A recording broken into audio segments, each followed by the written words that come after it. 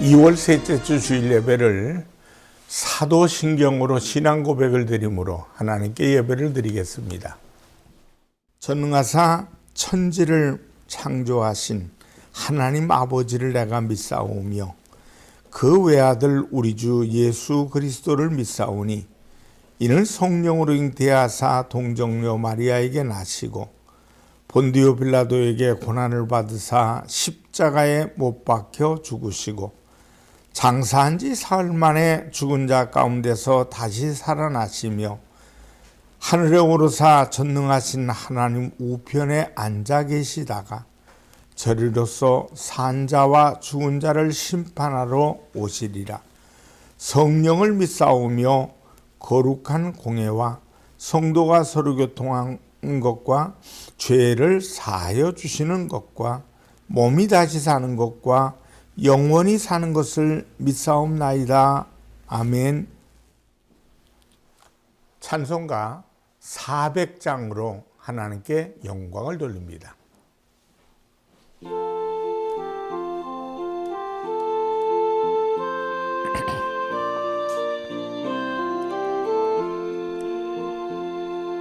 험한 시험불 속에서 나를 건져주시고 노한 풍랑 지나도록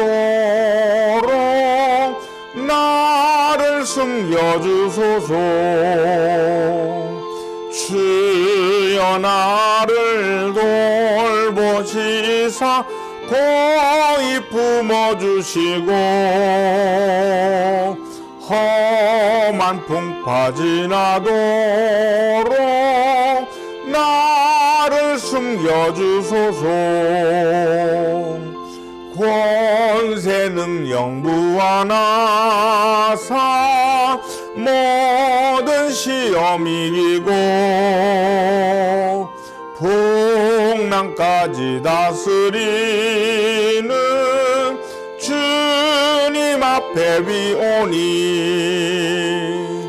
주여 나를 돌보시사 고이 품어주시고 험한 풍파 지나도록 나를 숨겨주소서. 죄악길에 빠진 이 몸 캄캄한데 헤매며 부르짖는 나의 애원 들으소서. 주여 나를 돌보시사 고이 품어주시고 험한 풍파 지나도록 나를 숨겨주소서.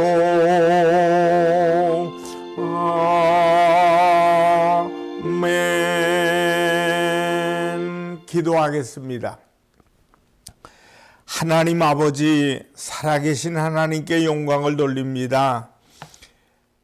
하루하루 한 주 한 주 살아가면서 하나님 도우심 없이는 살 수 없음을 깨닫는 지혜를 주시고 하나님께 영광을 돌릴 수 있는 우리의 마음과 생각이 되게 하시려고 우리의 입술을 열어 감사하게 하시니 하나님 영광을 받아 주시옵소서.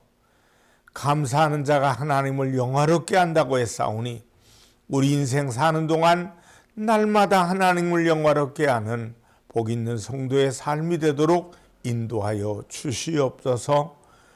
있는 모습 그대로 주님 앞에 내놨사오니 병든 자 고침받으며 생활 속에 묶인 자들 풀어주시고 환경과 생활의 모든 여건 속에서 날마다 감사할 일로 모든 일을 살아갈 수 있도록 도와주시옵소서. 예수님의 이름으로 기도드리옵나이다. 아멘. 하나님 말씀은 욥기 1장 1절로 5절 말씀이 되겠습니다. 우스 땅에 욥이라 불리는 사람이 있었는데 그 사람은 온전하고 정직하여 하나님을 경외하며 악에서 떠난 자더라. 그에게 아들 7과 딸 3이 태어나니라. 그의 소유물은 양이 7,000마리요, 낙타가 3,000마리요, 소가 500결이요, 암나귀가 500마리이며 종도 많이 있었으니 이 사람은 동방 사람 중에 가장 훌륭한 자라. 그의 아들들이 자기 생일에 각각 자기의 집에서 잔치를 베풀고 그의 누이 3명도 청하여 함께 먹고 마시더라. 그들이 차례대로 잔치를 끝내면 욥이 그들을 불러다가 성결하게 하되 아침에 일어나서 그들의 명수대로 번제를 드렸으니 이는 욥이 말하기를 혹시 내 아들들이 죄를 범하여 마음으로 하나님을 욕되게 하였을까 함이라. 욥의 행위가 항상 이러하였더라. 욥기 1장 1절로 5절의 말씀을 통해 하나님을 경외하는 사람, 이런 제목으로 은혜를 나누겠습니다. 오늘 본문에 나오는 욥은 아브라함과 같이 초기 족장시대의 사람입니다. 아브라함과 똑같은 연대는 아니더라도 아직까지 이스라엘 민족이 제대로 형성되지 않는 초기 시대의 사람입니다. 그는 동방 사람입니다. 동방이라고 하면 곧 요단 동편의 광활한 지역의 땅을 의미합니다.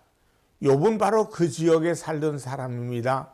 그 시대에 그러한 환경 속에서 하나님을 경외했던 욥은 정말로 대단한 사람입니다. 당시 대부분의 사람들은 우상을 섬기던 시대입니다. 아브라함이 메소포타미아 땅에서 살 때 그 지역에서는 우상이 흥행했습니다. 아브라함의 아버지 데라도 우상을 만들어 파는 금장색이 아니었습니까? 가나안 땅도 마찬가지입니다. 가나안 온갖 우상이 득실하던 곳입니다. 요단 동편 땅도 말할 것도 없었습니다. 그러한 시대에 그러한 땅에서 하나님을 경외하는 믿음을 가졌던 것은 정말이지 대단한 것입니다. 그래서 오늘 말씀의 욥에 대해 이 사람은 동방 사람 중에 가장 훌륭한 자라고 말씀하신 것입니다. 이렇게 욥이 가장 훌륭한 사람으로서 하나님께 인정받고 칭찬 들은 것은 하나님을 공경하고 그로 인한 두려움을 아는 경외의 삶을 살았기 때문입니다. 오늘 말씀은 우리에게 바로 그 경외의 삶의 모습을 구체적으로 보여줍니다. 1절입니다. 우스 땅에 욥이라 불리는 사람이 있었는데 그 사람은 온전하고 정직하여 하나님을 경외하며 악에서 떠난 자더라. 여기서 온전하다, 정직하다, 하나님을 경외한다, 악에서 떠난 자다, 이렇게 몇 가지로 나누어 말씀하고 있습니다. 하나님을 경외했기에 그런 삶을 살 수 있었던 것입니다. 우리는 오늘 이 모습을 통해서 하나님을 경외하는 사람의 삶의 모습을 구체적으로 배우고 우리 삶에 적용해 가기를 원합니다. 첫째, 온전하게 됩니다. 첫 번째로 하나님을 경외할 때 하나님 앞에서 온전한 삶을 살게 됩니다. 오늘 성경에서 하나님께서 욥에 대해서 가장 먼저 말씀하시는 것은 온전하다는 말씀입니다. 온전하다는 말은 흠이 없다, 비난받을 것이 없다는 말입니다. 이것은 단지 도덕성을 가진 사람이 가지는 평판이 아닙니다. 이것은 하나님을 경외할 때 가질 수 있는 삶의 모습입니다. 여러분, 사람이 세상에서 흠 잡히지 않고 비난받지 않고 살 수 있을까요? 제 경험으로 그리고 성경의 증거를 통해 사람들에게 전혀 비난을 받지 않고 사는 사람은 없습니다. 우리 그리스도인들이 세상에서 아무리 거룩하게 살고 잘해도 비난을 받습니다. 예수님도 그렇지 않았습니까? 예수님께서 공생의 사역 동안 많은 사람들에게 칭송도 들었지만 바리새인들과 사두개인들에게 비난받고 저들은 예수님을 적대시하다시피 했습니다. 어떻게 하면 예수님을 잡아 죽일까 궁리만 했습니다. 그리고 예수님을 십자가에 못 박았습니다. 하물며 우리가 세상 사람들에게 칭찬만 들을 수 있겠습니까? 예수님께서 이것을 또한 예고하십니다. 마태복음 10장 22절을 보면 너희가 내 이름으로 말미암아 모든 사람에게 미움을 받을 것이니 끝까지 견디는 자는 구원을 얻으리라. 욥도 분명히 하나님을 경외하는 삶을 살려고 노력했지만 사람들에게 원치 않는 비난을 받았을 것입니다. 욥은 부자입니다. 오늘 본문에 보면 많은 재산을 가지고 있는 것을 볼 수 있죠. 본문 3절을 보면 그의 소유물은 양이 7,000마리요, 낙타가 3,000마리요, 소가 500결이요, 암나귀가 500마리이며 종도 많이 있었으니 이 사람은 동방 사람 중에 가장 훌륭한 자라. 욥의 그 시대에 이러한 재산을 가졌다는 것은 굉장히 부자임에 틀림이 없습니다. 그러한 부자이기에 그는 더 비난을 받을 수 있는 조건을 갖춘 사람입니다. 여러분, 부자가 된다는 것은 많은 사람을 짓밟아야 하고 많은 사람들의 것을 빼앗고 아프게 해야 비로소 부자가 된다고도 말합니다. 다윗이 하나님 앞에 범죄했을 때 나단 선지자가 다윗에게 그의 범죄를 드러낸 비유를 아십니까? 보세요. 나단 선지자가 다윗에게 이렇게 비유로 듭니다. 한 성읍에도 두 사람이 있는데 한 사람은 부자고 한 사람은 가난합니다. 그 부자는 양과 소가 매우 많았으나 가난한 사람은 아무것도 없고 자기가 사서 기르는 작은 암양 새끼 한 마리뿐입니다. 그 암양 새끼는 그와 그의 자식과 함께 자라며 그가 먹는 것을 먹으며 그의 잔으로 마시며 그의 품에 누움으로 그에게는 딸과 같았다고 합니다. 그런데 어느 날 그 부자에게 한 손님이 찾아왔습니다. 그때 부자가 자기에게 온 손님을 대접해야 하는데 자기의 양과 소를 잡는 것이 아까워서 잡지 못하고 가난한 사람의 양 새끼를 잡아다가 자기에게 온 사람을 위하여서 잡았습니다. 이 말을 들은 다윗이 분노했습니다. 그리고 나단 선지자에게 말하기를 하나님의 살아계심을 두고 맹세하노니 이 일을 행한 그 사람은 마땅히 죽을 것이다. 그렇게 말합니다. 이 부자가 바로 다윗을 지칭한 것 아닙니까? 자, 그런데 이 비유를 통해서 우리는 부자들의 모습을 엿볼 수 있는 겁니다. 비유라는 것은 당시 흔했던 일들을 예로 들어서 설명하는 것입니다. 예수님도 많은 비유를 드셨는데 그 비유를 보면은 다 그때 있었던 일들입니다. 자연과 사람들의 살아가는 모습을 통해 비유로 사용하셨습니다. 하나님께서 나단에게 비유를 말씀하라고 하신 것은 당시 부자들 중 그러한 악행을 저지르는 자들이 있었다는 것을 반증하는 것입니다. 예수님께서도 한 부자 관원의 모습을 보고 부자가 천국에 들어가는 것보다 낙타가 바늘귀로 들어가는 것이 더 쉬울 것이라고 말씀하지 않았습니까?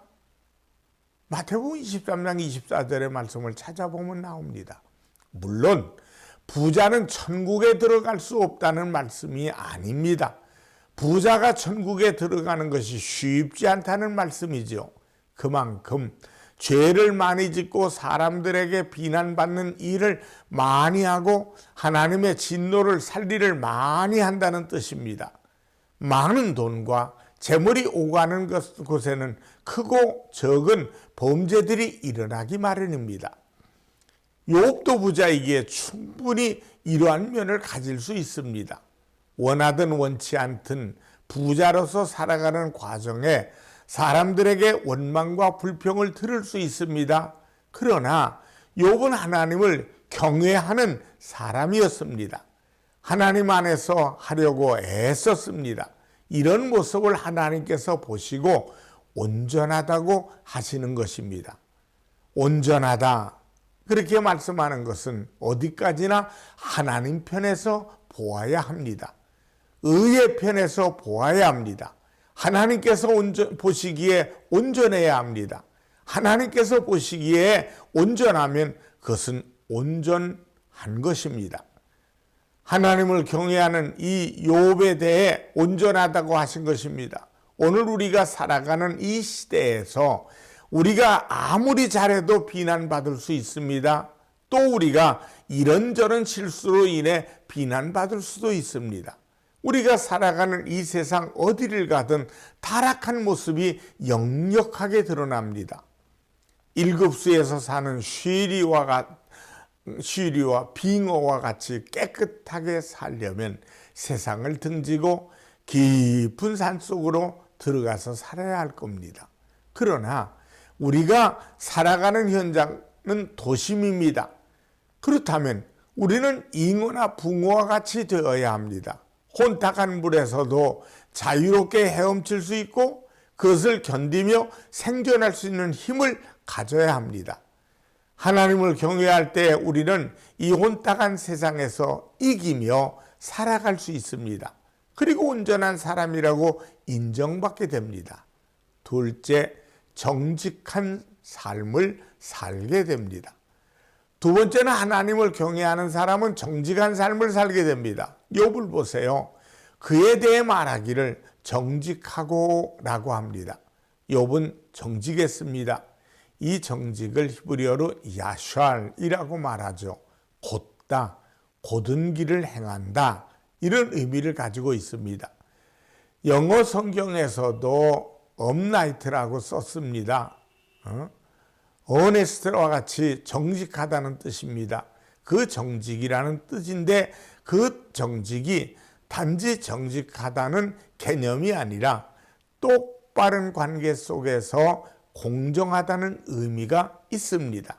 곧 하나님 앞에 정직하고 진실했으며 사람들 앞에서도 공정했다는 것입니다. 하나님을 경외했기에 하나님과 관계가 바를 수밖에 없습니다.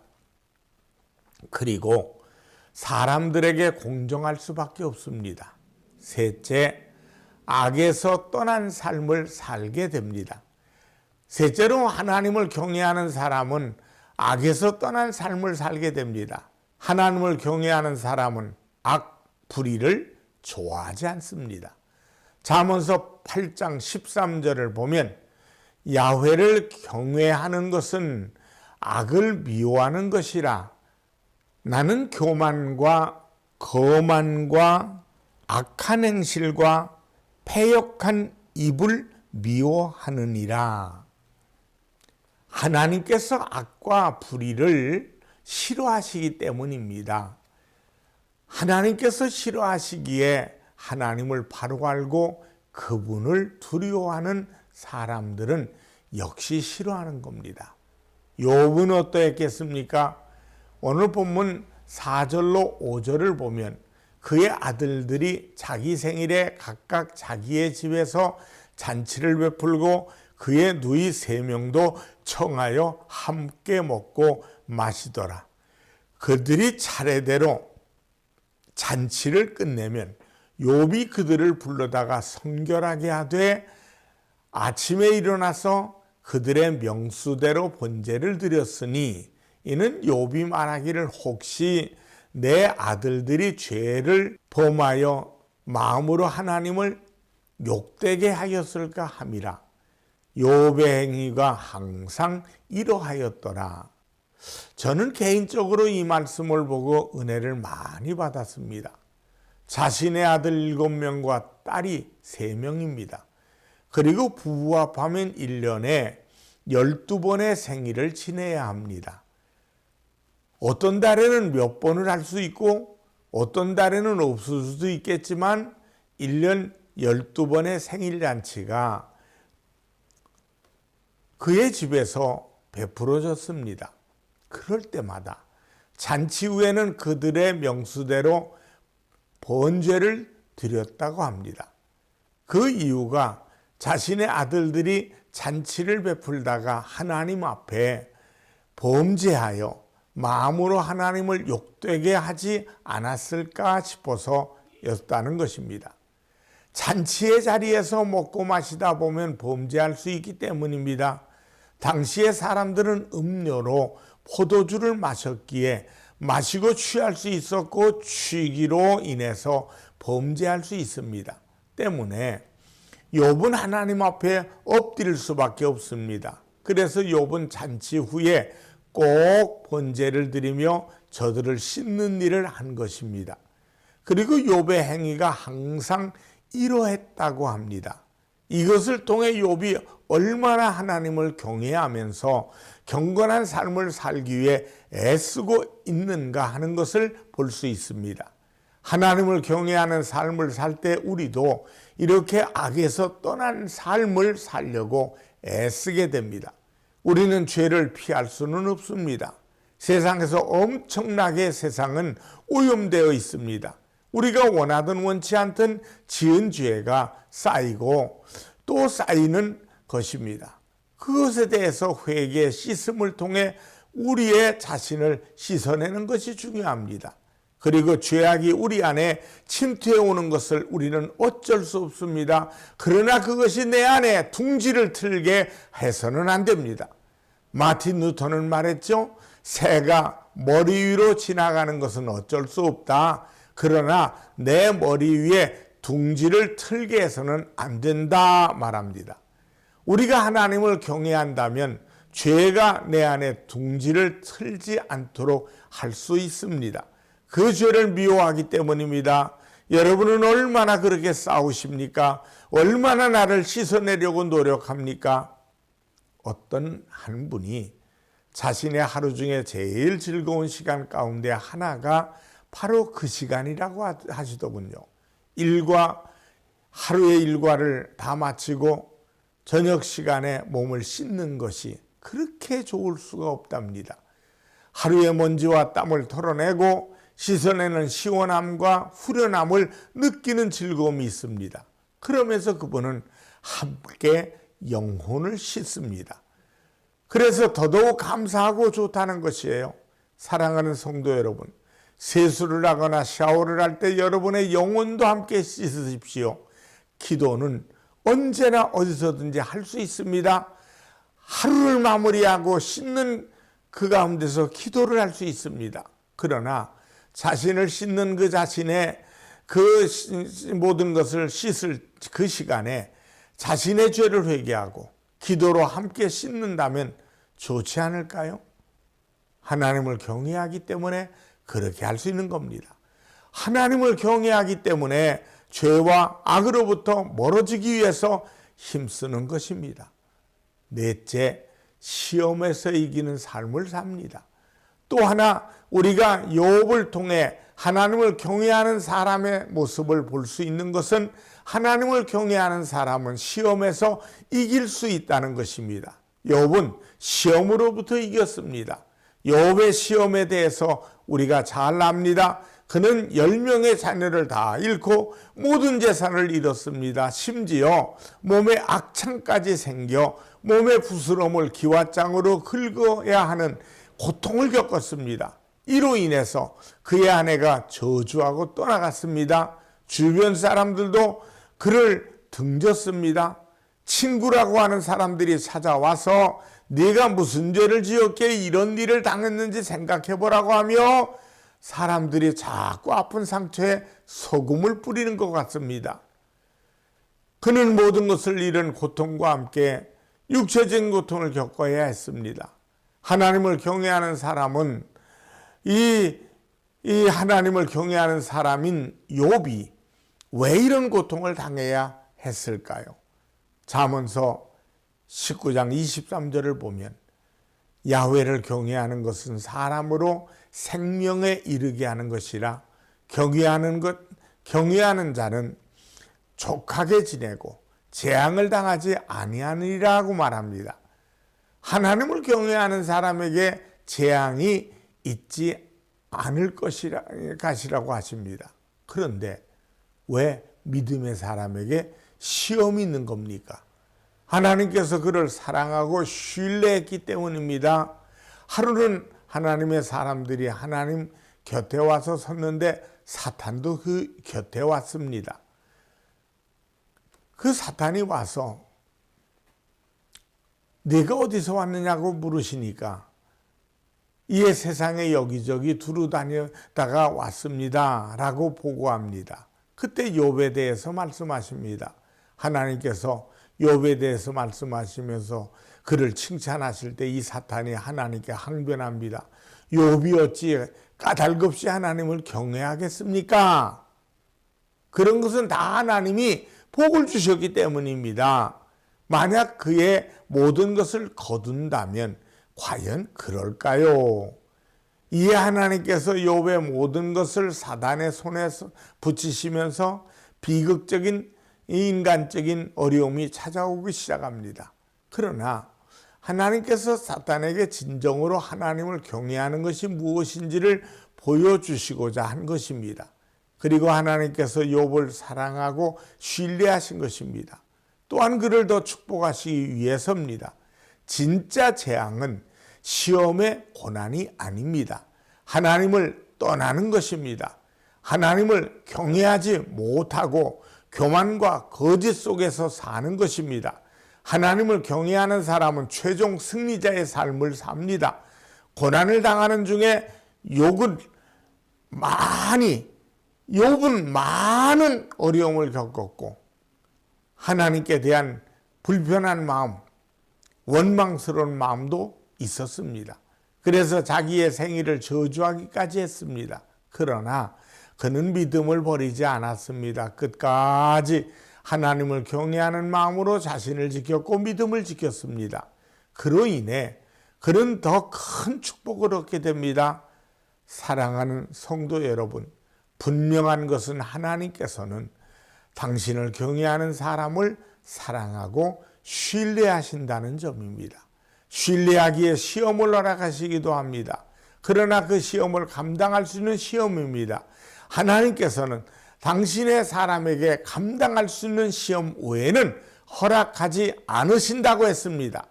고린도전서 10장 13절을 보면 사람이 감당할 시험 밖에는 너희가 당한 것이 없나니 오직 하나님은 미쁘사 너희가 감당하지 못할 시험 당함을 허락하지 아니하시고 시험 당할 즈음에 또한 피할 길을 내서 너희로 능히 감당하게 하시느니라. 하나님께서는 욥에게도 감당할 수 있는 시험을 허락하셨습니다. 그리고 그 시험을 통해서 더 큰 축복을 허락하셨습니다.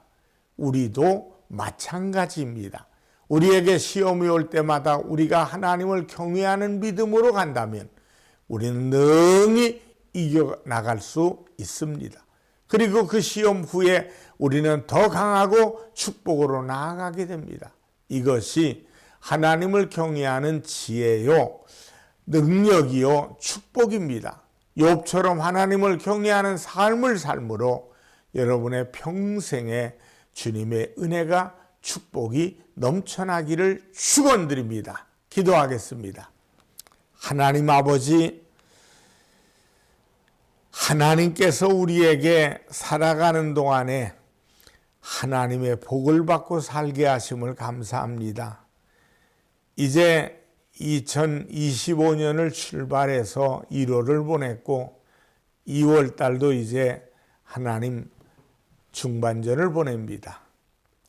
나머지 12월 마지막 달까지 우리는 살아가면서 많은 일들이 오겠지만은 그 일 속에서 낙심하고 좌절하지 않고 오히려 감사하고 오히려 하나님을 찬양할 때 더 좋은 것 주시는 하나님을 만나게 만들어 주시옵소서. 우리의 드려지는 예배를 기쁘게 받아 주시옵소서.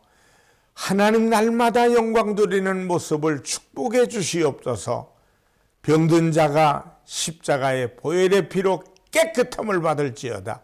믿음대로 될지어다. 생활 속에 사업 속에 묶인 자들도 풀려지게 될지어다. 예수님의 이름으로 축복하며 기도드립니다. 아멘. 헌금을 위해 축복하겠습니다. 하나님께 정성껏 믿음의 씨앗을 바쳤습니다. 하나님께 하나님의 것을 드리는 사람도 있고 또 감사해서 감사의 물을 드렸습니다. 우리의 교회가 더 아버지 아름답게 하나님 앞에 영광을 돌리는 성전이 필요해서 예물도 드렸습니다. 기쁘게 받아주시옵소서. 천배 만배로 씨앗의 축복을 채워 주시옵소서. 예수님의 이름으로 축복하며 기도드립니다. 아멘. 축도하겠습니다. 지금은 우리 주 예수 그리스도의 은혜와 하나님 아버지의 무한하신 사랑하심과 성령님의 충만 교통하심이 예배드리며 영광 드리는 모든 이들에게 이제부터 영원토록 함께 하시기를 간절히 축원하옵나이다. 아멘.